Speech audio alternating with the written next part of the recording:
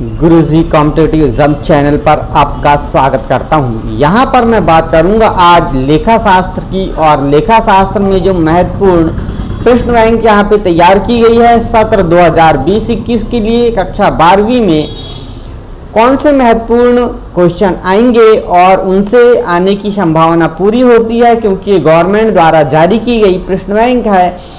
और इससे जो ऑब्जेक्टिव क्वेश्चन है यहाँ पर ब्लूप्रिंट भी दिया गया है, जिसके लिए मैंने अलग से वीडियो बना दिया हूँ। यदि आपने नहीं देखा है तो आप जाके प्लेलिस्ट में ये देख सकते हैं।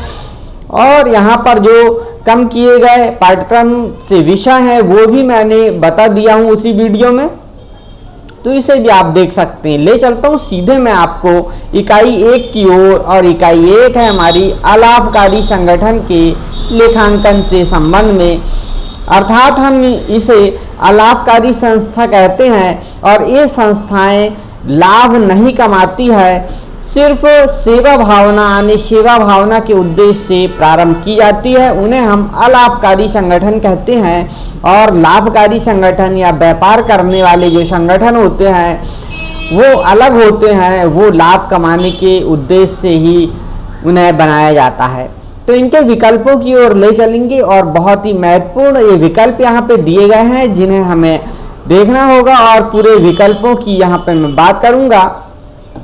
पहला क्वेश्चन है, सही विकल्प चुनिए। लाभ न कमाने वाली संस्थाएं बनाती है, अर्थात ऐसी संस्थाएं जो लाभ नहीं कमाती है वो क्या बनाती है? आय व्यय खाता बनाती है, लाभ हानि खाता बनाती, व्यापार खाता बनाती या निर्माण खाता बनाती है।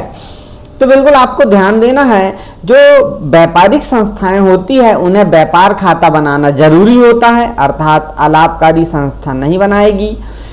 व्यापार खाता के बाद में लाभ हानि खाता बनाना होता, उन्हें यह भी नहीं बनाएगी। निर्माण खाता ऐसी संस्था है जो वस्तु का उत्पादन करती, निर्माण करती, उन्हें निर्माण खाता बनाना होता, उसके बाद व्यापार खाता बनाना होता, और उसके बाद लाभ हानि खाता, तब जाके चिट्ठा बैलेंस शीट बनाई जाती है। अर्थात न लाभ कमाने वाली जो संस्थाएं होती है वो आय व्यय खाता तैयार करती है, और इसके द्वारा उन्हें कितनी आय हुई यानी अधिक हुआ या कितनी कमी हुई यह यहाँ से पता चलता है। तो पहले का बिल्कुल सही जवाब आप समझ गए होंगे। अब देखिए दूसरा जो ऑप्शन यहाँ पे दिया गया है क्वेश्चन का, प्राप्ति भुगतान खाता जो होता है वो किसका सारांश होता है। यहाँ पर आपको बताना होगा कि किसका वह सारांश होता है। बैंक खाते का सारांश होता है, रोकड़ वही का सारांश होता है, या आय व्यय खाते का सारांश होता है, या चिट्ठे का सारांश होता है। तो प्राप्ति भुगतान खाता जो है वह रोकड़ वही का ही सारांश होता है। यानी आप समझिए कि जो रोकड़ वही होती है, और रोकड़ वही में जो हम लेखे करते हैं, और इसकी सहायता से ही हम आय व्यय खाता तैयार कर लेते हैं, क्योंकि यहाँ पर पंजी प्रविष्टियाँ नहीं की जाती है, इसीलिए यहाँ रोकड़ वही की सहायता से सीधे प्राप्ति भुगतान खाता तैयार कर लिया जाता है, और इसके बाद आय व्यय खाता तैयार करके बैलेंस शीट तैयार कर ली जाती है। तीसरा क्वेश्चन है, आय व्यय खाते में व्यवहारों को लिखा जाता है। आय व्यय खाता जो होता है इसमें किन व्यवहारों को लिखा जाता है?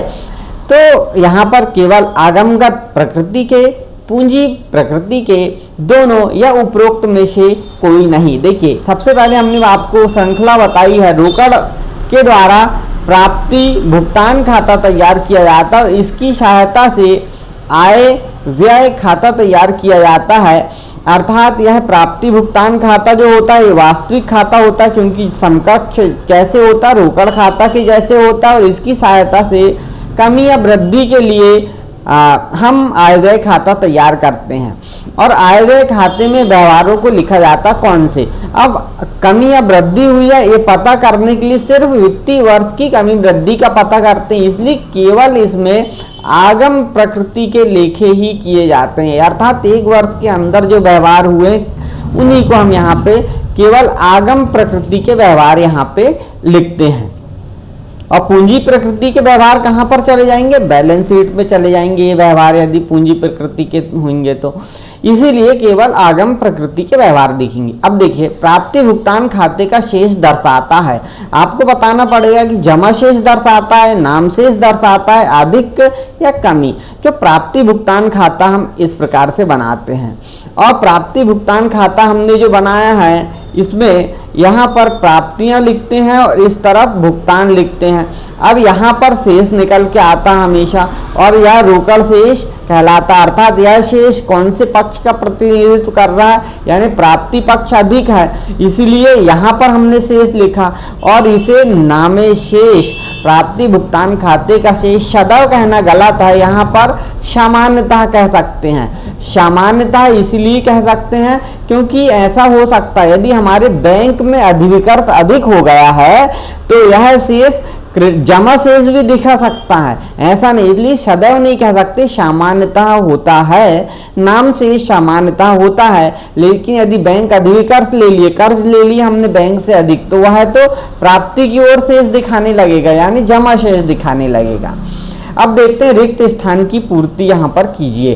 तो रिक्त स्थान की पूर्ति करने में हम आपको बताते हैं, पहला जो क्वेश्चन है यहाँ लिखा है रिक्त स्थान की पूर्ति में कि गैर व्यापारिक संस्था अपना हिसाब किताब खाली स्थान पद्धति से रखती है, तो यहाँ पर आपको बताना होगा जो है वह रोकड़ पद्धति से रखती है।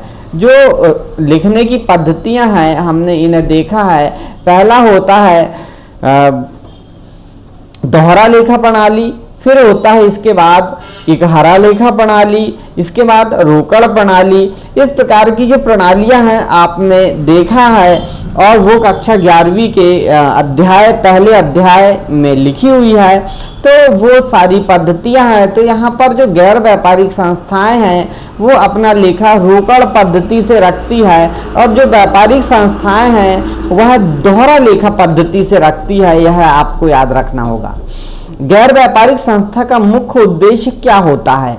जो गैर व्यापारिक संस्था होती है इसका मुख्य उद्देश्य होता है सेवा भाव होता है, सेवा करना होता है, सेवा भाव इसका मुख्य उद्देश्य होता है। अगला देखते हैं खालिस्तान संपत्ति का दायित्व पर आधिक्य दर्शाता है, अर्थात जो संपत्ति है और ये अधिक है और दायित्व कम है, इसलिए दायित्व पर आधिक्य कहा है। अर्थात जो हम देखते हैं कक्षा 11वीं में ही हमने देखा है कि संपत्ति एक तरफ लिखे हैं और इस संपत्ति के बराबर का जो सूत्र है और उसमें लिखते हैं हम पूंजी, पूंजी धन दायित्व। तो यहाँ पर ये दो चीज दी गई, संपत्ति और दायित्व दिया है, तो अब बचेगा क्या? पूंजी। लेकिन जो व्यापार करते हैं उन व्यापार में जो धन होता है, मालिक का पैसा होता है, उसको पूंजी कहते हैं। लेकिन यहाँ तो व्यापार नहीं है, गैर व्यापारिक संस्थाएं हैं, और गैर व्यापारिक संस्थाएं में यहाँ कैसे हम पूंजी लिखेंगे? तो जो गैर व्यापारिक संस्थाएं हैं उनके पास जो धन इकट्ठा होता है जो पूंजी के रूप में, जिसे हम कहेंगे, तो इसे हम पूंजी कोष कहते हैं। तो यहाँ पे खालिस्तान में आ जाएगा पूंजी कोष, संपत्ति का दायित्व पर आधिक्य दर्शाता है। अब देखिए आए गए खाते में केवल खालिस्तान मदें लिखी जाती है, तो आगम गति या फिर आगम मदें लिखी जाती है, आप यहाँ लिख लेंगे। अब देखिए सत्य असत्य की बात आती है कि प्राप्ति भुगतान खाते में केवल पूंजीगत मदें लिखी जाती। जो प्राप्ति भुगतान खाता बनाया जाता है इसमें सभी प्रकार की मदें लिखी जाती है, चाहे वो आगमगत हो या पूंजीगत हो, इसलिए असत्य हो गया हमारा। प्राप्ति भुगतान खाते में समायोजन नहीं किए जाते, तो ये असत्य है। अर्थात क्या प्राप्ति भुगतान खाते में केवल समायोजन नहीं किए जाते, समायोजन हम यहाँ पे नहीं करते, यानी ये क्या है? सत्य हो गया। आए गए खाता एक नाम मात्र का खाता है, बिल्कुल सही, क्योंकि इसमें हमें कमी या फिर अधिक पता चलता है, अर्थात लाभ हानि दिखाता है, इसलिए यह है नाम मात्र का खाता है। पेशेवर व्यक्ति अपना हिसाब किताब रोकड़ पद्धति से रखते हैं, बिल्कुल सही जवाब है, रोकड़ पद्धति से ही रखते हैं। और गैर व्यापारिक संस्थाओं का मुख्य आय चंदा एवं दान है, ये भी बिल्कुल सही जवाब है। और पहला वाला गलत जवाब है। तो यह वीडियो आपको कैसा लगा? यह हमने गैर व्यापारिक संस्थाओं से संबंधित है वीडियो आपके लिए बनाया। अब अगला वीडियो हम साझेदारी के जितने भी चैप्टर उनका एक वीडियो बना के आपके लिए ला देंगे। यदि आपको वीडियो पसंद आता है तो अपने दोस्तों को शेयर करें और उन्हें हमारा चैनल सब्सक्राइब करने को कहें। और इससे संबंधित जो भी क्वेश्चन यहाँ पे है, जैसे आगे आप देखेंगे इससे संबंधित प्रश्न दिए गए हैं, इन प्रश्नों के लिए वीडियो बना के हम देंगे और उन वीडियो को हम बोर्ड पर बनाएंगे, क्योंकि यहाँ पे उतना अच्छा समझ में नहीं आता, यह बोर्ड पर ही समझ में आएंगे। तो आप हमारे वीडियो को शेयर जरूर करें और अपने दोस्तों को भी देखने को कहें।